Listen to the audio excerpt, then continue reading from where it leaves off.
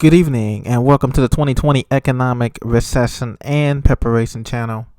I'm your host, Tony. Thank you for joining me once again on this day, January the 6th, 2020.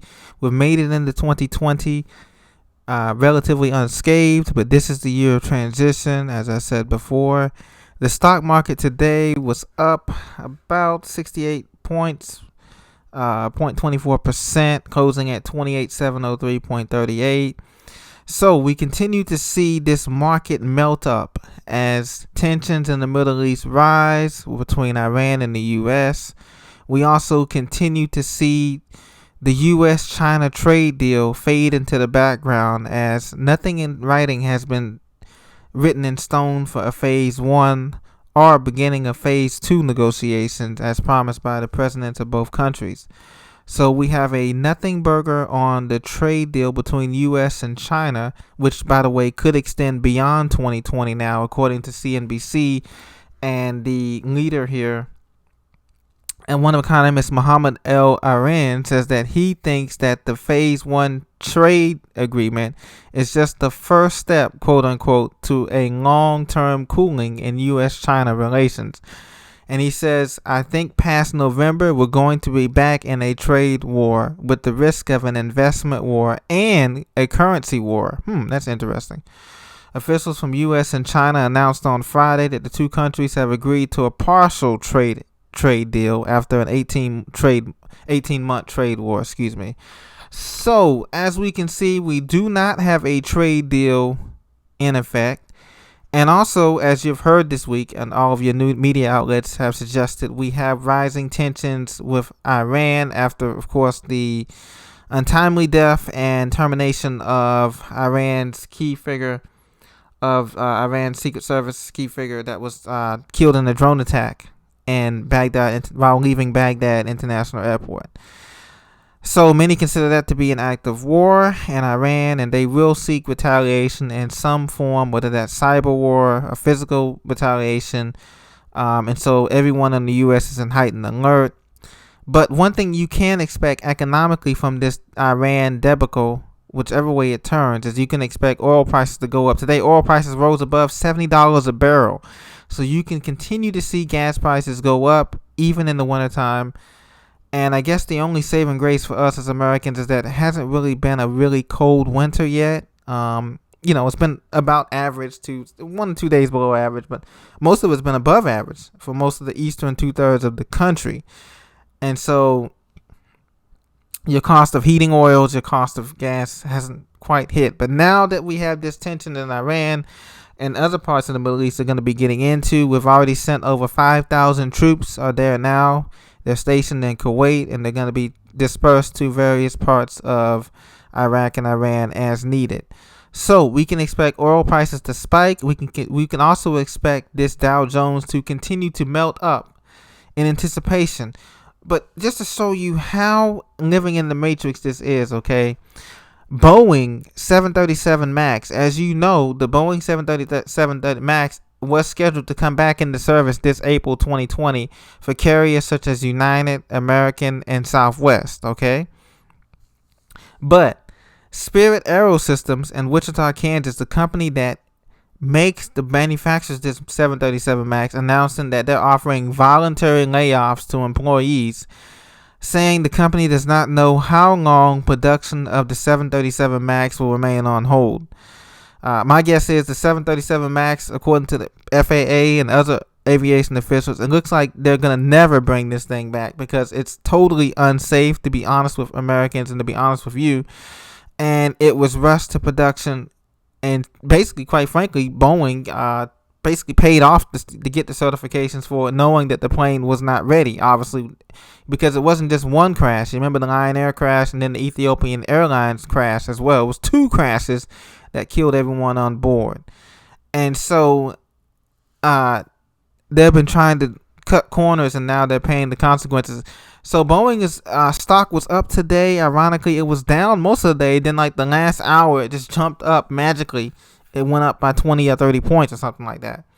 So things are going to get bad. Things are going to get worse as we continue to barrel towards summer 2020 in this election season, okay? The only good news, like I said, the only two bright spots we have thus far is that um, this economy, which is held together by strings, is that we have more time to prepare for the impending implosion or the pullback, which they were talking about today on CNBC.com, that eventually, because of the earnings season, because companies are not going to be profitable, either on those who are public IPO or those who are not public, there's only a handful of companies on the Dow Jones and NASDAQ and Russell 2000 that are profitable, and that's the honest truth. So if companies can't turn a profit in this so-called good times environment, that's going to lead to very poor earnings season for the first and second quarters of this year. Okay? Now, with Spirit AeroSystems, the CEO, Tom Gentle, announced that a letter to employees that this is the first step in cost-cutting measures that the company is taking after they halted production. So they're going to have to reduce his workforce. I think they employ something like 700 employees or something, 800 employees. Actually, they employ 12,500 employees, according to the Greater Wichita Partnership, their local newspaper there. So that's 12,500 people that's going to be out of jobs in an already tight U.S. manufacturing decline. Remember now, United States manufacturing decline has been in decline since August of 2019. This will be the fifth straight month of decline of rail, freight, and other services. It's already been down 5%, according to CNBC today.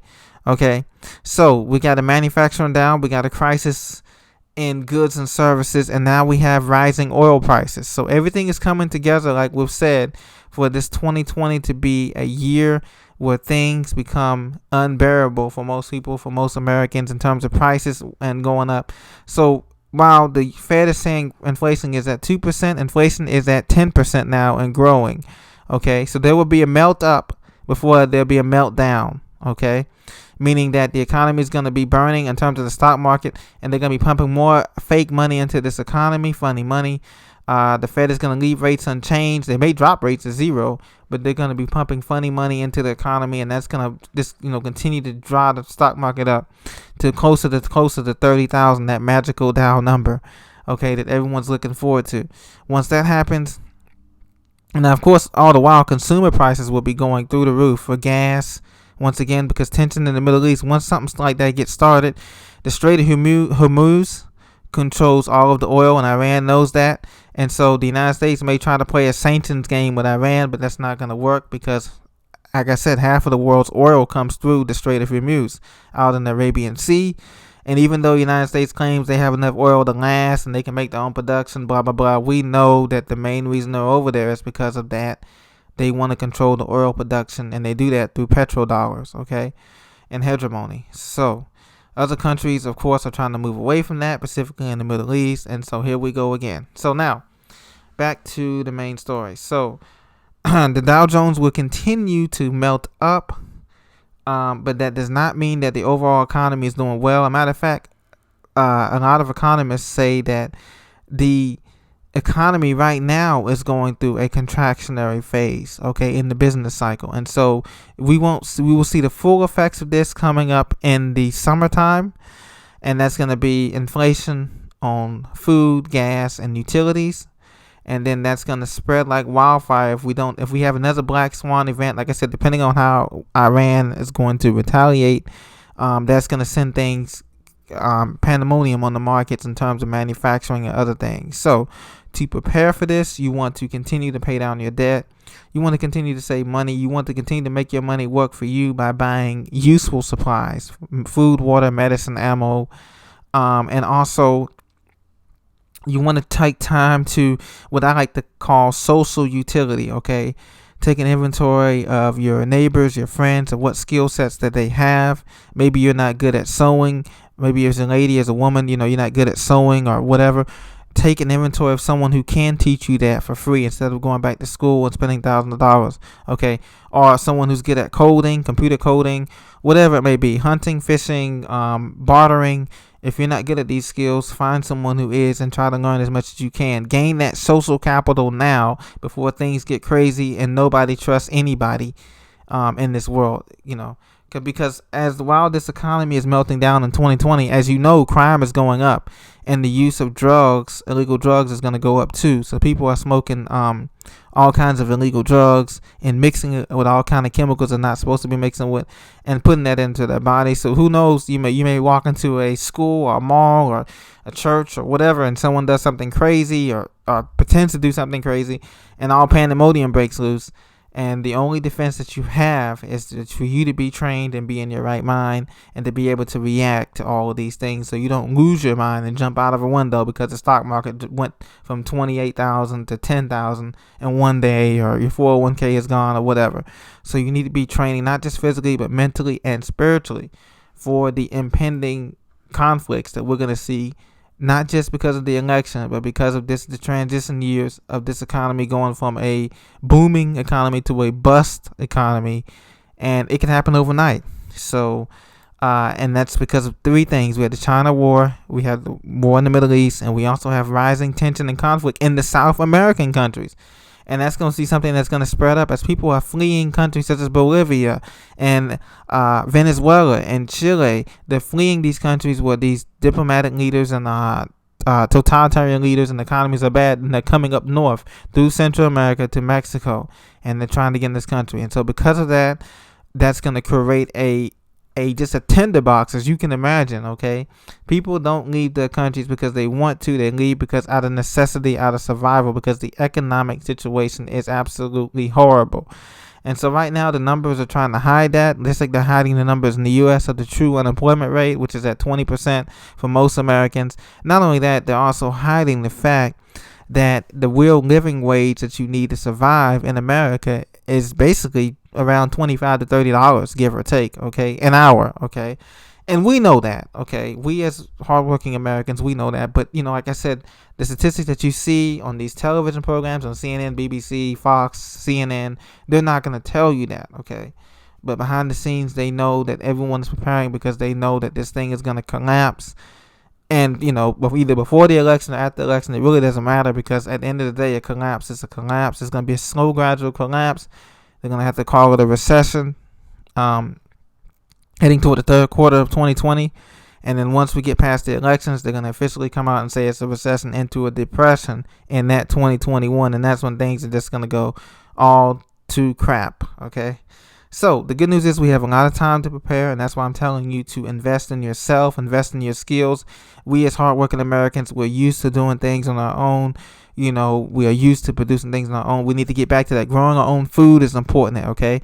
You want to start growing food. They're going to give you a lot of calories for the day, like potatoes, carrots, peppers, lots of peppers, things that you can grow in your backyard, on your porch if you have one. If you're in an apartment, maybe not, but you can still grow little things in between, and terrariums and indoor things like that. Okay, so start practicing that as well before heirloom seeds become banned, because they're becoming too many GMOs and this stuff, and they're spraying all the stuff in the air, the chemtrails. Our prayers are with, I want to say this briefly, our prayers are with those in Australia. We know that the fires have been devastating. California experienced fires a year ago in Paradise, but these Australian fires have been really something, and temperatures have been averaging over 115 degrees over there, just painfully in New South Wales. So our prayers are with our friends there and elsewhere in the world. And natural disaster is going to be another thing that's going to be taking this economy down too, because we can't afford, FEMA cannot afford to pay for any more natural disasters that come. And so if we have an earthquake in California this year, or another big event like a big Midwest floods again like we had last year, it's going to be disastrous. That could bring the black swan event. That's definitely going to bring the economy sinking faster than the Fed can print money, and that's what they're waiting on. So stay encouraged, my friends. Home prices are still rising this month. That's a good bright spot. See, I did tell you some good news here on this channel. I'm not all gloom and doom, but that's the only bright spot I have for you this month so far. We're only 6 days in, so stay encouraged, be blessed, and I'll definitely be in touch with you guys a little bit later on throughout this week. I hope everyone had a good Christmas, a good vacation, or New Year's, or wherever you were in this world. And just know that we got to stick through this together, and we're going to get through this together. Okay, have a great one. Talk to you soon. Bye-bye.